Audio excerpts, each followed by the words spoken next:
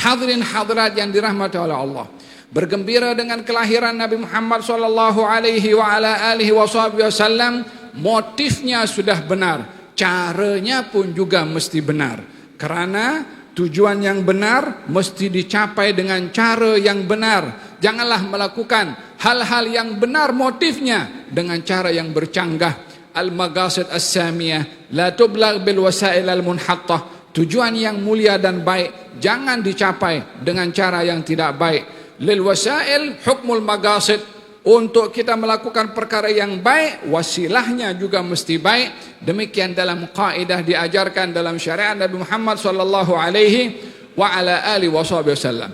Apa yang ada pada Rasulullah sallallahu alaihi wasallam daripada kemuliaan yang ada kepada beliau, yang pertama sekali adalah Allah sayang pada beliau. Walaupun akhlaknya hebat, walaupun risalahnya universal, walaupun kepribadiannya cukup luar biasa, yang amat luar biasa itu adalah sayangnya Allah pada beliau. Itu anugerah terbesar yang diberikan oleh Allah kepada Nabi Muhammad sallallahu alaihi wasallam. Sehingga dengan sayangnya Allah kepada Nabi Muhammad sallallahu alaihi wasallam, para malaikat mendekatkan diri kepada Allah untuk mencintai Nabi Muhammad, walaupun malaikat bukan umatnya Nabi Muhammad, walaupun malaikat adalah malaikat makhluk yang suci, asal usulnya berbeda dengan ciptaan manusia, tapi mereka mendekatkan diri kepada Allah, ingin mendapat perhatian Allah dengan mencintai Nabi Muhammad. Yani kalau kita mau perhatian daripada Allah subhanahu wa ta'ala, perhatikan orang dicintai oleh Allah ini. Kalau nak cari muka dengan Allah subhanahu wa ta'ala, cari muka dengan Nabi Muhammad sallallahu alaihi wasallam. Wallah, malaikat cari muka daripada Allah melalui cinta kepada Nabi Muhammad sallallahu alaihi wasallam. Qal fil hadis qudsi, inna Allah idza ahabba 'abdan nada Jibril, ya Jibril inna Allah yuhibbu fulan ibnu fulan fa ahabbahu Jibril. Dalam hadis qudsi Allah berfirman, kalau Allah sayang pada hamba, Allah panggil Jibril, ketua kepada malaikat. Jibril, Allah sayang pada fulan bin fulan. Kamu mesti sayang kepada dia. Itu fulan bin fulan tuh yang ada di bumi itu tak ada kaitan pun dengan Jibril. Jibril ada tugas di atas. Tapi Allah subhanahu wa ta'ala mendahului cintanya kepada fulan bin fulan.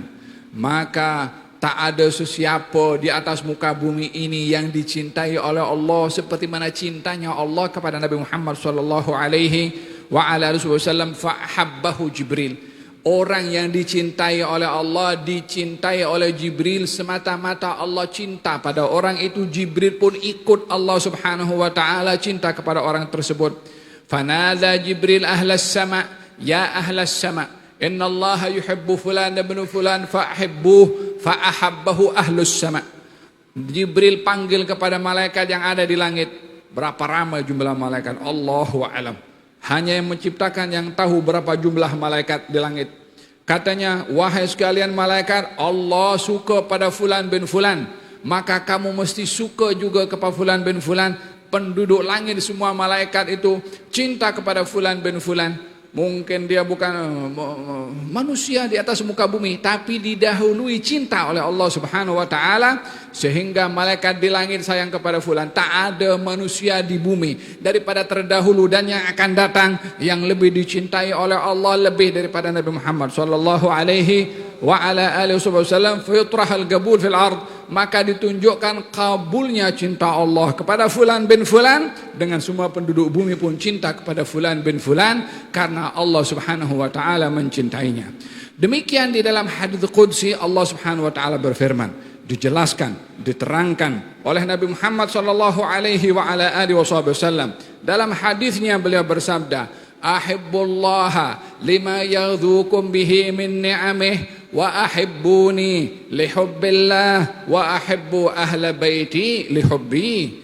Kata baginda Rasulullah dalam hadis, cintailah Allah karena dia bagi nikmat kepada kamu, cintailah aku karena cintamu pada Allah, atau karena cinta Allah pada aku, cintailah keluarga aku karena cinta aku kepada mereka, atau karena kamu cinta kepada aku. 3 rentetan. disebutkan oleh Nabi SAW dengan motif yang berbeda-beda. Cintailah Allah karena Dia memberi nikmat kepada kamu. Nikmat yang paling besar diberikan oleh Allah kepada kita, yang dengannya kita dapat semua nikmat, adalah nikmatul ijad. Nikmat kita dicipta. Kalau Allah tak cipta kita, mana boleh duduk dekat Masjid Al-Hasanah? Kalau tidak diciptakan oleh Allah, macam mana kita boleh pergi haji, pergi umrah, boleh bersolat dan berzakat? Dan kalau kita tak wujud, apa yang kita boleh buat? Tak wujud, tak ada apa. Nikmat yang paling besar adalah nikmatul ijad, dan nikmat yang kedua adalah nikmatul imdad. Al-ijad, kita diadakan. Kita diadakan bukan karena orang tua kita. Orang tua wasilah. Dia pun makhluk seperti kita. Allah Subhanahu wa taala berkuasa untuk menciptakan kita melalui orang tua orang lain, bukan orang tua kita. Siapa yang boleh atur Dia Subhanahu wa taala untuk menentukan siapa orang tua kita? Dia Maha berkuasa. Dia berkehendak kita ada melalui kita punya orang tua. Tapi Dia yang pilih. Dia yang tentukan. Bukan orang tua yang mengatakan aku yang berjasa kepada anak Allah Subhanahu wa taala dulu. Dan dengan demikian nikmat yang paling besar diberikan oleh Allah, nikmat kita dicipta. Dan nikmat kita diberi oleh Allah Subhanahu wa taala, nikmat-nikmat yang lain, akal, fikiran, kemudahan, termasuk diutusnya Nabi Muhammad sallallahu alaihi wa ala alihi wasallam. Yang kedua, kata baginda Rasulullah, wa ahibbuni li hubbillah. Cintailah aku karena cintamu pada Allah. Cintailah aku karena cinta Allah pada aku. Dua makna yang boleh kita fahami daripada hadis Nabi Muhammad sallallahu alaihi wasallam. Cintailah aku karena cintamu pada Allah. Yakni, kalau kamu mendakwa cinta kepada Allah, lalu kamu tidak cinta kepada aku, tak sah kamu punya cinta. Terputus kamu punya cinta. Tidak bermanfaat cinta kamu. Kalau tidak mencintai Nabi SAW. Yang kedua maknanya adalah cintailah aku karena Allah cinta aku. Yakni kamu cinta kepada aku, mesti kamu meniru Allah, meneladani Allah. Pemberitahuan daripada Nabi bahwasanya kamu punya cinta kepada aku mesti mencontohi Allah dalam mencintai aku. Allah mencintai Nabi, mengangkat namanya, menyanjung, memerintahkan kita untuk rindu dan taat kepadanya. Cintailah Nabi seperti mana Allah Subhanahu wa taala tunjukkan sikapnya kepada Nabi Muhammad sallallahu alaihi wa ala alihi wasallam pada ayat yang dibaca sebentar tadi. Qul in kuntum tuhibbunallaha fattabi'uni yuhibbukumullah. Katakan wahai Rasulullah Muhammad, kalau kamu cinta pada Allah, ikut aku. Cintai. Beberapa sahabat Nabi sallallahu alaihi wa ala alihi wasallam mengungkapkan rasa cintanya kepada Rasulullah dengan pelbagai. Ada yang mengungkapkan dengan ekspresi ingin bersalawat kepada Nabi, sehingga mengatakan, ya Rasulullah, aj'al laka thuluth awqati lis-salati lak. Wahai Rasulullah, saya akan jadikan 1/3 masa yang saya ada untuk bersalawat kepada engkau. Kata Nabi, itu baik, kalau kamu tambah lebih baik. Kalau begitu as-thulutsain ya Rasulullah, kalau begitu 2/3 daripada waktu yang aku ada aku gunakan salawat kepada engkau. Kata Nabi, itu baik, kalau kamu tambah lebih baik. 2/3 daripada waktunya ingin salawat kepada Nabi, bukankah itu sudah banyak? 1/3 pun sudah banyak. Kata Nabi, kalau kamu tambah lebih baik. Katanya, ya Rasulullah, kalau begitu semua waktu yang saya ada saya gunakan untuk salawat kepada engkau. Kata Nabi, idzan yakfikallah ma ahammaka fid dunya wal akhirah. Kalau begitu Allah akan cukupkan segala apa yang merunsingkan kamu dalam urusan dunia dan juga urusan akhirat. Ma dalam huruf bahasa Arab ini ma lil umum. Yakni Allah beritahukan, Nabi memberitahukan, Allah akan cukupkan kamu segala apa urusan yang merunsingkan kamu di dunia dan segala apa yang merunsingkan kamu di akhirat. Dengan apa? dengan salawat kepada Nabi SAW. Berapa banyak orang yang dia menjadikan solusi kepada permasalahannya dengan bersalawat kepada Nabi. Orang sakit salawat kepada Nabi mengharapkan sehat. Orang susah bersalawat kepada Nabi supaya murah rezeki. Orang bermasalah supaya diangkat kesalahannya dengan bersalawat kepada Nabi. Mana boleh, tak ada dalam syariat, mana dalilnya? Ini Nabi bagi tahu akan dicukupkan segala urusan dunia dan akhirat. Segala urusan itu segala urusan lah. Kamu batasi siapa? Kamu untuk batasi segala urusan mengikut kamu punya paham? Segala urusan. Allah subhanahu wa ta'ala akan melakukan dengan kekuasaannya subhanahu wa ta'ala. Demikian sikap sebahagian para sahabat di dalam mengungkapkan kecintaannya kepada baginda Rasulullah. Kita akan datang sebentar lagi bulan Rabiul Awal ini. Jangan sampai tidak banyak bersalawat kepada Nabi SAW. Jangan malam Jumat sahaja. Jangan time festival sahaja. Jangan hari-hari bangi berselawat ke, wala salawat berselawat ke. Yomian hatta di rumah kita jadikan sekarang momentum rumah berselawat. So kita hari-hari bilik berselawat, ruang tamu berselawat, meja makan berselawat. Jadi hari-hari rumah kita jadi rumah yang berkat dengan salawat kepada Nabi sallallahu alaihi wa ala alihi wasallam, sehingga rumah akan menjadi barakah dengan salawat, rumah akan bersinar dengan salawat, rumah akan terhiasi dengan keharmonian dengan salawat kepada Nabi sallallahu alaihi wa ala alihi wasallam. Sebahagian as-sahabat radhiyallahu anhum wa ardhahum di dalam menyikapi kepada baginda Rasulullah sallallahu alaihi wa ala alihi wasallam dalam mencintainya, mengorbankan segala apa yang ada pada diri mereka untuk Rasulullah. Di dalam Al-Quranul Karim, Allah subhanahu wa ta'ala berfirman mengenai golongan orang-orang muhajirin dan ansar yang membela Rasulullah sallallahu alaihi wa ala alihi wasallam, mengorbankan segala yang mereka miliki termasuk harta benda. Lil fuqara'il muhajirin alladhina ukhriju min diyarihim wa amwalihim yabtaghuna fadlan min Allah wa ridwana ulaika humus shadiqun. Walladhina tabawwa'u ad-dara wal imana min qablihim yuhibbuna man hajara ilaihim wa la yajiduna fi anfusihim harajan mimma utu wa yu'thiruna ala anfusihim walau kana bihim khasasah. Wa man yuqa shuhha nafsihi fa ulaika humul muflihun. Kaum muhajirin meninggalkan rumah mereka, meninggalkan kampung halaman mereka, meninggalkan harta benda mereka, meninggalkan keluarga mereka. Untuk apa? Untuk ikut Rasulullah. Kemana mereka ikut Rasulullah? Pergi satu tempat yang mereka tak tahu apa akan berlaku nasibnya di Madinah. Kaum muhajirin ketika berhijrah bersama dengan Rasulullah, bukan sudah ada hotel yang kena book di situ berapa lama akan duduk. Bukan sudah tahu akan duduk di rumah siapa. Bukan tahu berapa lama mereka akan duduk dan apa yang akan berlaku di situ. Kita kalau nak pergi mana-mana, kita dah book online, booking. Kita dah tahu berapa lama kita duduk di Mekah di Madinah. Kita dah tahu tiket bila pergi bila balik. Kita dah tahu kalau nak pergi daripada Mekah Madinah, kalau nak pergi ke mana, semua ready. Ya kan, alternatif sudah siap. Muhajirin keluar daripada Mekah untuk pergi ke Madinah, tak tahu apa akan berlaku di Madinah. Hanya di situ bagi tahu ada beberapa orang yang beriman kepada Rasulullah SAW. Nak duduk di mana, di rumah siapa, berapa lama, apa akan terjadi, tak ada. Mereka tak tahu. Hanya yang mereka tahu, ini adalah perintah Nabi, saya kena mesti ikut. Itu mahabbah.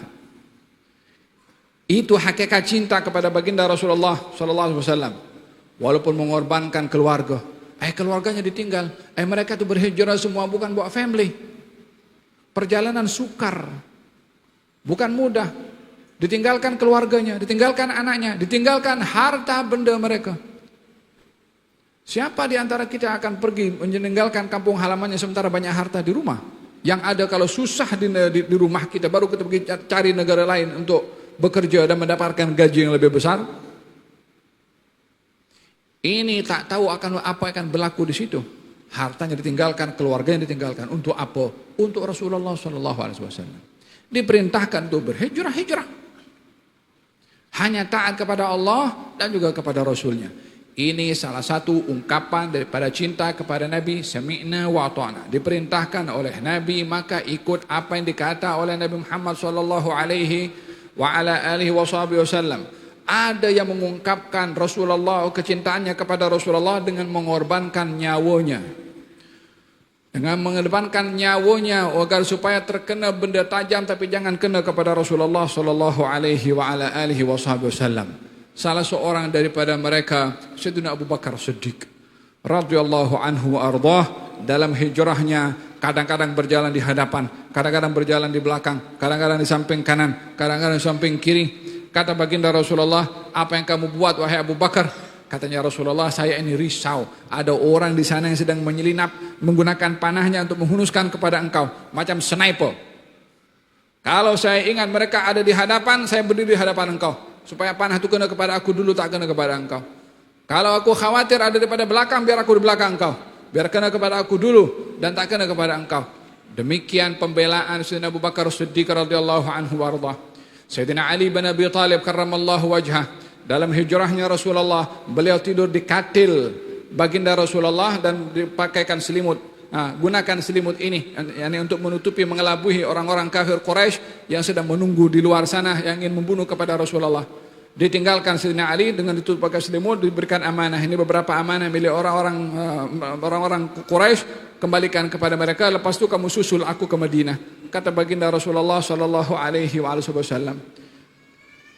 Dibuka selimut, ternyata Sayyidina Ali, hampir saja pedang akan dihunuskan oleh orang Quraisy yang menyangka kalau yang berselimut tadi adalah Rasulullah sallallahu alaihi wasallam. Tak cukup laki-laki, perempuan pun juga memainkan peranan dalam cinta kepada baginda Rasulullah sallallahu alaihi wasallam. Seorang bernama Nasibah binti Ka'ab al-Ansariyah ikut dalam peperangan bersama dengan Rasulullah dalam peperangan Uhud.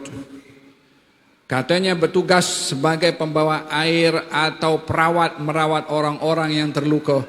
Namun pada ketika itu terdengar suara seorang bernama Ibnu Qam'ah mengatakan, hari ini kalau bukan aku, Muhammad yang akan mati. Satu antara dua, yang dicari adalah Rasulullah SAW. Nasibah mendengarkan kata ini, hatinya tak boleh tenang, telinganya tak sedap mendengar. Maka air yang dibawa untuk menuangkan kepada mereka orang-orang yang memerlukan diletakkan, diambil pedang, dicari itu Ibnu Qam'ah. Siapa yang akan bunuh kepada Rasulullah SAW? Langkahi dulu aku. Dicari itu Ibnu Qam'ah, dikejar oleh Nasibah dan berlawan dengan Nasibah.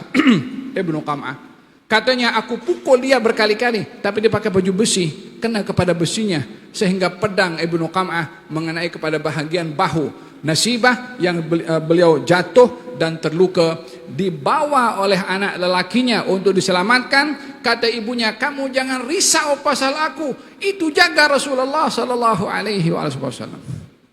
Seorang perempuan maju di medan perang, ingin membela Rasulullah sallallahu alaihi wasallam karena cintanya kepada Nabi sallallahu alaihi wasallam. Seorang istrinya Amr bin Jammuh datang kepada Rasulullah mengatakan, ya Rasulullah, aina ibni? Katanya mengatakan kepada Rasulullah, anaknya gugur, suaminya gugur, ayahnya gugur syahid dalam peperangan.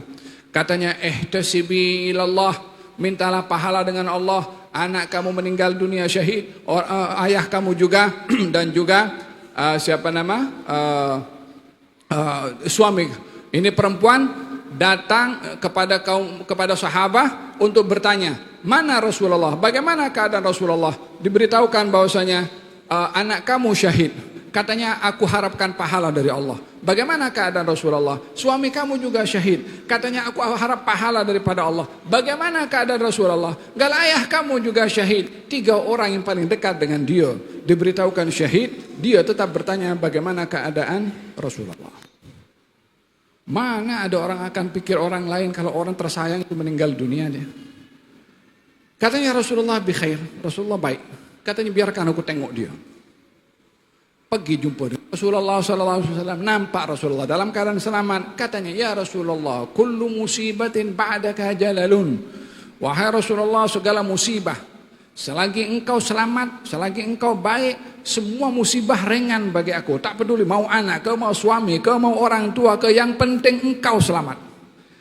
Ini bahasa cinta kepada Nabi ini kalau tidak dibajo dengan mengenali kepada Nabi, mengimani kepada Nabi, menghayati kehidupan Nabi, tak akan sampai orang kepada peringkat mendahulukan Nabi daripada yang lainnya, kalau bukan oleh karena ia adalah bahagian yang dituntut dalam syariat seperti dijelaskan oleh Allah Subhanahu wa taala di dalam Al-Qur'anul Karim.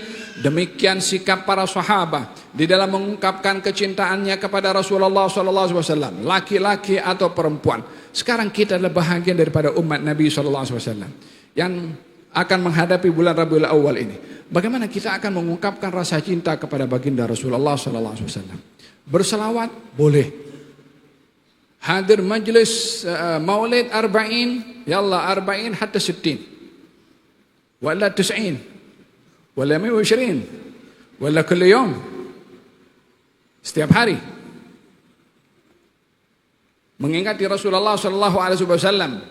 Dia tak ada batasan masa untuk kita menentukan hari-hari tertentu. Ini Rabiul Awal ini karena dalam sejarah tercatat kelahirannya bulan Rabiul Awal dan jatuh pada 12 Rabiul Awal. Tetapi bukan bermakna hanya setahun sekali kita raihkan bergembira dengan Rasulullah SAW. Dan kita punya peranan dalam mengikuti Rasulullah pada zaman ini macam mana? Untuk banyak bersalawat, menghadiri majelis maulid, baik, sangat baik. Yang paling baik adalah kesediaan untuk kita berserah kepada baginda Rasulullah pada pandangan kita, pada pendengaran kita, pada sikap kita, pada perbuatan kita, untuk ditimbang dengan ajaran yang datang dengannya Nabi Muhammad SAW. Kalau kita hadir majelis maulid arba'in atau sittin atau berapa banyak maulid, di Facebook masih suka komen yang tak elok, belum jujur dalam cinta kepada baginda Rasulullah. Kalau kita hadir majelis maulid, buat konten yang bertentangan dengan sopan santun dan akhlak yang dibawa oleh Rasulullah, belum cukup untuk kita menerjemahkan arti cinta kepada Rasulullah SAW. Kalau kita hadir maulid dan berselawat kepada Nabi SAW, tindakan kita tidak diukur dengan cara yang Nabi mahukan kita ikut beliau dalam bertindak. Belum sempurna kita mengungkapkan cinta kepada Nabi SAW. Kalau mulut tak dijaga fitnah orang, kalau mata tak dijaga merendahkan orang, kalau mencari rezeki tidak memerhati daripada sumber yang benar, kalau sikap kita itu bertentangan dengan akhlak Nabi Muhammad SAW, belum cukup menghadiri majlis ataupun bersalawat kepada Nabi SAW. In kana hubbuka sadiqan la ata'tahu innal muhibba liman yuhibbu muti'u. Kalau kamu betul cinta kepada Nabi, mesti taat kepada Nabi SAW. Hiasi hati ini subur cinta kepada Nabi, hiasi kita punya anggota badan ikut kepada Nabi SAW. Biarlah hati ini imarah dengan kerinduan kepada Nabi, cinta kepada Nabi, ingin bermimpi Nabi seperti mana kita dengarkan. Perbuatan istiqamah ikut contoh Nabi, perbuatan ikut teladan Nabi, mulut dijaga untuk ikut bagaimana Nabi menggunakan mulutnya. Man hafidha ma baina lahyaihi wa ma baina fakhidaihi dhamintu lahu al-jannah. Siapa jaga mulutnya dan kemaluannya, aku jamin dia masuk surga, kata Nabi SAW. Mulut dijaga dalam berkata, mulut dijaga dalam menulis.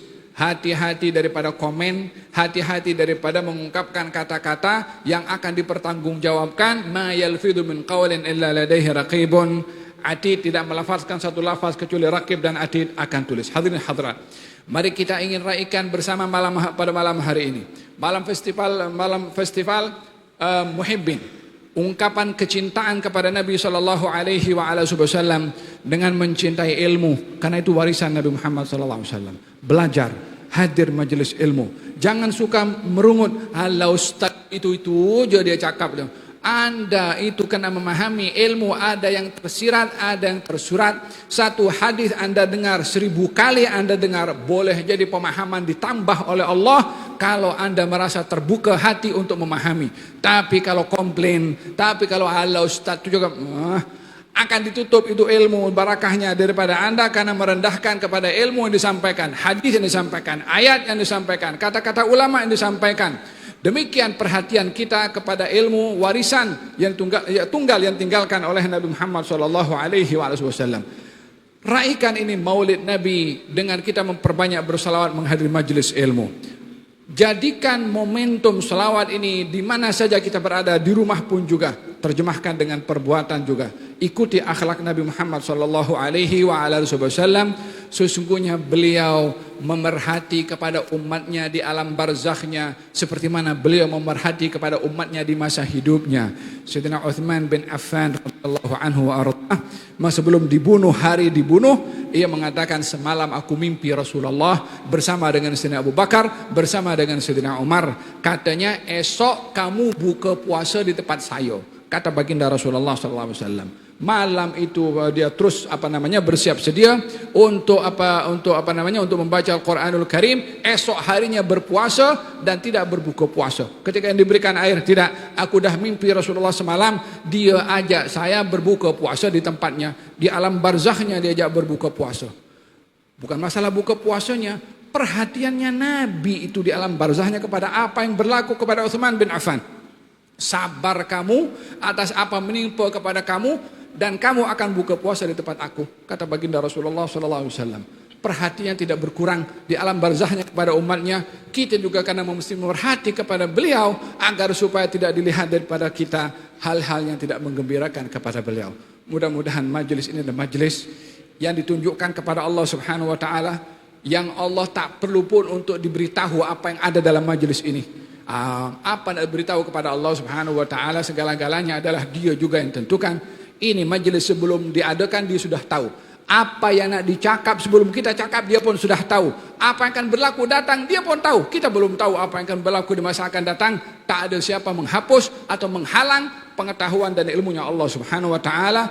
Mudah-mudahan majelis kita ini dihantarkan kepada Allah Subhanahu wa taala agar supaya untuk mendapatkan perhatian daripada Allah yang dikatakan oleh Nabi sallallahu alaihi wasallam, "Ishhadu ya malaikati anni qad ghafartu lahum." Aku ampunkan dosa mereka, qad buddilat sayiatukum hasanat. Yang hadir dalam majelis itu diampunkan dosanya, digantikan dengan pahala. Demikian firman Allah Subhanahu wa taala dalam hadits qudsi, dan dia tidak pernah mungkir dalam apa yang dikatakan oleh Allah Subhanahu wa taala. Mudah-mudahan Allah Subhanahu wa taala hapuskan kita punya dosa, digantikan dengan pahala, balik ke rumah dengan membawa maghfirah dan juga rahmah serta sakinah birahmatika arhamar rahimin. Datangnya bulan Rabiul Awal ini mudah-mudahan menambahkan kuatnya hubungan kita dengan baginda Rasulullah.